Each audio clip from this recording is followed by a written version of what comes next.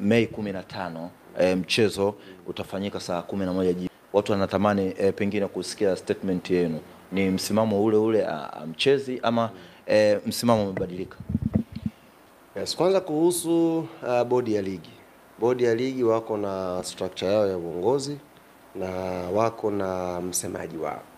Kwa hiyo mambo yote ya bodi ya ligi yanatakiwa yazungumzwe na msemaji wa bodi ya ligi. Mimi nikianza kuzungumza kuhusu ratiba, kuhusu nini, nitakuwa nimeingilia majukumu ya watu na nitakuwa siwatendei haki wanayanga ambao wanataka kunisikia. Wangenisikia muda mrefu wanisikie. Kwa hiyo tuzungumze mambo tu ya Yanga.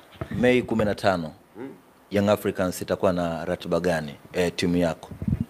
Sijafahamu officially itakuwa tuna ratiba gani, lakini siku hiyo tutasubiri muongozo wa mtendaji wetu mkuu, kwa maana kama ni shughuli ya operation, kama tutakuwa tuko Avic Town kwenye mazoezi, kama tutakuwa tupo kwenye shughuli nyingine yoyote, basi tutapata muongozo kupitia mtendaji wetu mkuu. Lakini sasa hivi sina taarifa rasmi kwamba Yanga itakuwa wapi Mei 15. Huko ni kubeti.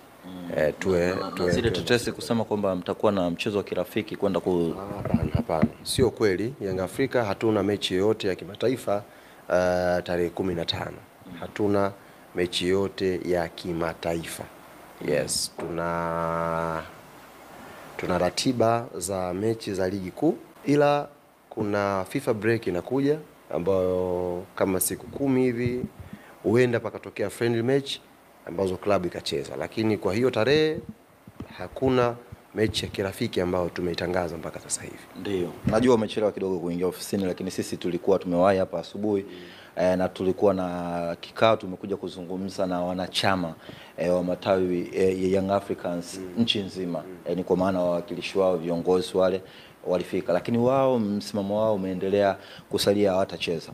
Sasa kwa mujibu ambacho imezungumza kamati yetu tendaji ya Yanga, ambayo kimsingi ndiyo chombo cha pili kikubwa cha kimaamuzi kwenye klabu yetu. Kiondoa mkutano mkuu, basi kamati ya utendaji ya Yanga ina nafasi kubwa kwenye kufanya maamuzi ya klabu. Maelekezo ya kamati yetu ya utendaji ambayo yametoka yamekuwa very clear, ndugu yangu. Hakuna mahala ambako walibakisha kwenye taarifa yao, na kamati tendaji ikazungumza kwamba hawana imani na mamlaka za ndani. Kwa hiyo jambo lao hawawezi kulipeleka hapa. Lakini la tatu wakasema kwamba mechi ya ligi kuu namba 184, si ndio? Hiyo mechi Yanga hawatashiriki kwa tarehe yoyote ile ukiondoa Machi 8. Kwa hiyo kama kuna mwanadamu anaweza kuirudisha Machi 8 ya mwaka huu, basi Yanga watacheza hiyo mechi. Kama haitarudi kwa maelekezo ya kamati tendaji, maana yake hiyo mechi Yanga hawatashiriki kwa namna yoyote.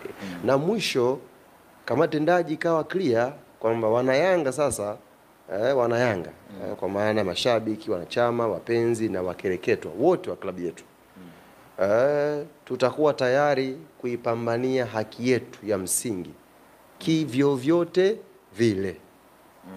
Kivyo vyote vile tutakuwa tuko tayari kuipambania haki yetu ya msingi, kuhakikisha tunapata tunachostahili kupata msingi.